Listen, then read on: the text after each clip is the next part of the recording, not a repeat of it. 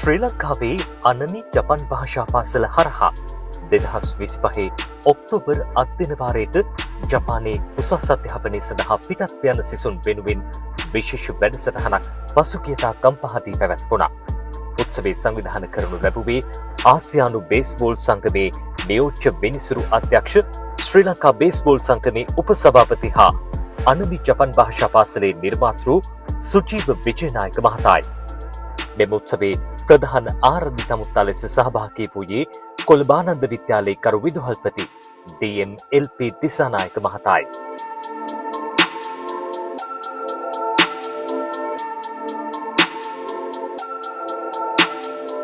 උත්සවයේදී අදහස් දැක්වූ දිසානායක මහතා මුලින්ම මට අවස්ථාවක් ලැබීමෙම ස්තුතිවන්ත වෙනවා අපේ සුජීව විජේනායක මහත්මයාට. මම මුලින්ම කැමති මේ වාසනාවන්ත අවස්ථාව කරගත්ත මේ දරුවෝ 14 දෙනෙක් මෙතන ඉන්නවා. ඒ දරුවෝ 14 දෙනාට මගේ සුව පැතුම් එකතු කරන්න.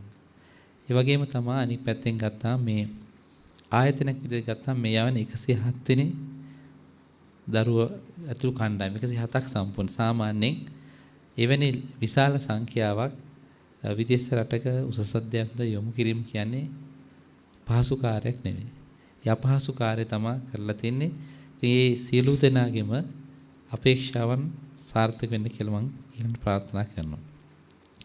ඇතෙන්ම අපි හුඟක් වෙලාවට අපි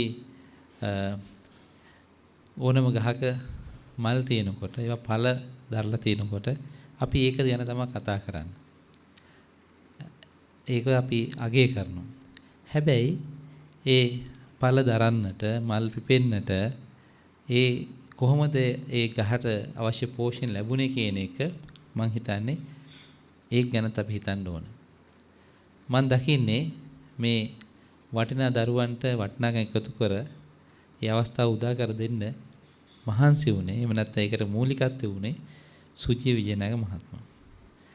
ඇත්තෙන්ම ඇයි එතුමා එහෙම වැදගත් වෙන්නේ? ඒක අපි දැන ගැනීම මම හිතන වැදගත් වෙන හොක් කියලා. එකක් අපේ කීර්තිමත් ආදී ආනන්දයේ ඔහුගේ පාසල් කාලේ අධ්‍යාපන කටයුතු කරන අතරම තමයි විශේෂයෙන් බේස්බෝල් ක්‍රීඩාවට ලොකු ඇල්මකින් කටයුතු කරේ. ඔහුට පුළුවන් වුණා අපේ බේස්බෝල් ක්‍රීඩාවේ අපේ පාසලේ අපේ ඉන්න වටිනාම කෙනා වෙන්නට.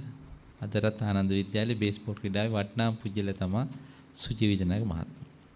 හැබැයි එතුමා ඒ ක්‍රීඩාවට කොයිතරම් ඇලුම් කළාද කියලා කියනවා නම් ජාතික වශයෙන් මේ ක්‍රීඩාවේ සන්නායපත් වුණා වගේම ජාත්‍යන්තර වශයෙන් ගත්තාන් පස්සේ විශේෂයෙන් ජපානයේ අපේ ඔලිම්පික් කමිටුවේ ජපාන් ඔලිම්පික් කමිටුව තාසන්දාරියට පත්වලා තියෙන එතුමා ඒ නිසා ඒ ක්‍රීඩාවෙන් ජාත්‍යන්තර ජයගත් පෞරුෂයක් වෙනවා. අනිත් පැත්තෙන් ගත්තාන් පස්සේ ඔහු ජපාන් ශ්‍රී ලංකා මේ මිත්‍රත්ව සංගමේ සන්නාමනාම කළමනාකරු වෙනවා නියුතය වෙනවා. ඒ නිසාම ඔහු සම්බන්ධයෙන් ජපානයේ හොඳ කියවීමක් තියෙනවා. පිළිගැනීමක් තියෙනවා. මම හිතනවා ඒ පිළිගැනීම ඒ කියවීම තමයි දැන් මේ දරුවන්ට ජපාන වුණත් ටෝකියෝ අගනුවරට සම්බන්ධ විශ්වවිද්‍යාලයක අධ්‍යයන කටයුතු ලබන්න අවස්ථාව ලැබෙනවා. ඒ වගේම තමයි මේ මොනවා හරි කරදරයක් මොනවා හරි ප්‍රශ්නයක් ආපු වෙලාවට ඔබ ආරක්ෂා කරන්නත් ඒ වගේ පුජ්‍යලයක් ජපාන් රටේ ඉන්න එක මම හිතන්නේ ඔබට කෙසේද ඔබේ අම්මා තාත්තා ලොකු සැනසීමක් කියලා මම හිතන්නේ. ඔබ ආදරෙන් හදා වඩපු දරුවා එයා උස් මහත් වෙලා දැන් එයාගේ උසස් අධ්‍යාපන කටයුතු යොමු වෙන වගේ අවස්ථාවක අපි ඕන කෙනෙකුට හිතන දෙයක් තමයි අනේ මේ දරුවා ගියාට කාත් කවුරුත් නදන්න තැනකට යන්නේ. කවුද මෙයා බලාගන්නේ කියන හිතට පොඩි පීඩනයක් එන්නට පුළුවන්. මම හිතන්නේ ඒකත් සුජීව විජේනායක මහත්තයාට පුළුවන් වෙලා තියෙනවා සමනය කරලා දෙන්න. මම හිතන්නේ ඒක තමයි මට තියෙන අපිට තියෙන ලොකුම සතුට වෙන දෙමව්පිය විදිහට. අනික අතින් ගත්තා මේ දුවලා පුතාලටත් ලොකු ශක්තියක් කියලා මම විශ්වාස කරනවා. විශේෂයෙන්ම ඔබ උසස් අධ්‍යාපන කටයුතු සඳහා නිරත වෙන්නේ. ඒකට මේ නිරත වෙන කාර්යයේදී ඔබේ අම්මා තාත්තා විශාල මහන්සියක් දරලා බලාපොරොත්තු ගොඩක් එක්ක යවන්නේ. එතකොට ඔබ දැනගන්නට ඕනේ ඒ වගේ දැනුම් තියෙන කෙනෙක්ගෙන් ඔබේ දේවල් නිවැරදි කරගන්න. ඔබට ඕනම අවස්ථාවක මම හිතන්නේ තුමා ජපානයේ රැකියාව විනියුතු නිසාම ඒ වගේ මෙහි සමාජ සම්බන්ධතාවකට සම්බන්ධ නිසාම ඔබට පුළුවන්කම තියෙනවා ඔහුත් එක්ක මේ ගනුදෙනු හොඳට කරන්න. මම හිතනවා ඒක අපි ඔබ සියලු දෙනාටම ලොකු අවස්ථාවක් කියලා. මම විශ්වාස කරනවා අපිට තියෙන සජීවී චරිතය තුළේ සුජීව විජයනායක මහත්මයා වගේ කෙනෙක් ඔබේ චරිතවලට පොර වීරත්වයක් ඉදිරි කරලා කමක් නැහැ කියලා. මොකද ඔහු දෙන ආදර්ශය වැදගත්.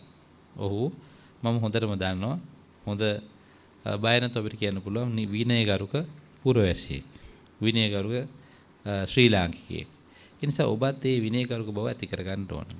අනිත් පැත්තෙන් ගත්තාම තමයි යුතුයකම් ඉෂ්ට කරපු පුරවැසියෙක් වෙනවා.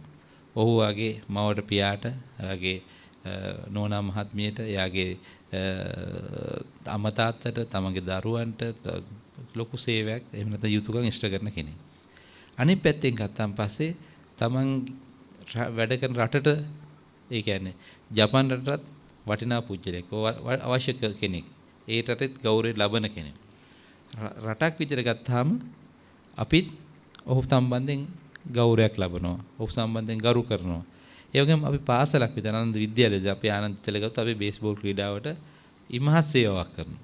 අපි දැන් මේ ළඟදිත් අපි ජාතික මට්ටමේ සූරතාවේ දිනාගත්තාම එතුමා ගිහිල්ලා ඒ දරුවොත් එක මටත් කලින් මට යන්න හම්බුනේත් නැහැ. සුජීව මහත්මයා ගිහිල්ලා තිබ්බේ අර දියගම ක්‍රීඩාගෙන ගිහිල්ලා ඒ දරුවොත් එක්ක කතා කරලා ජයග්‍රහණ සමරලා ඒ ළමයි එක ලන්ච් එකකුත් තරම් ඇවිල්ලා තිබ්බී තමයි ඇවිල්ලා තිබ්බේ. ඒ තරම් සම්බන්ධ.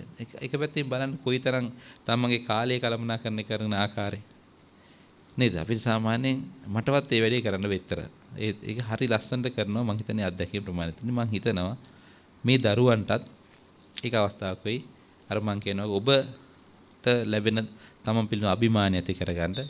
ඊළඟට ඔබේ අම්මා තාත්තට ලොකු ගෞරවයක් ඇති. මං එතුමයි කතා වෙතේ පළවෙනි කිව්වේ අම්මයි තාත්තයි ජපානට අරන් එන්න කොන්වොකේෂන් එකට කියලා.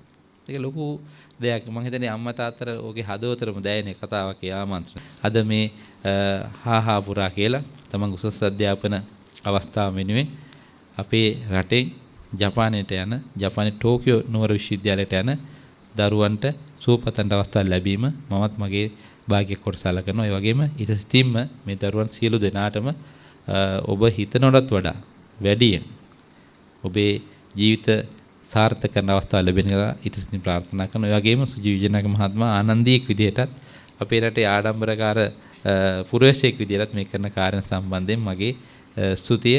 ඒ වගේම ඔබේ කටයුතු සාර්ථක කරගන්න ඔබටත් ඔබේ පරිසර දෙනවා ශක්තිය, ධෛර්ය, වාසනාව පතනවා. ඒ වගේම ඒ සහ අනදමත සරණත් පතමින් මම නිහන්න බොහොම ස්තුතියි.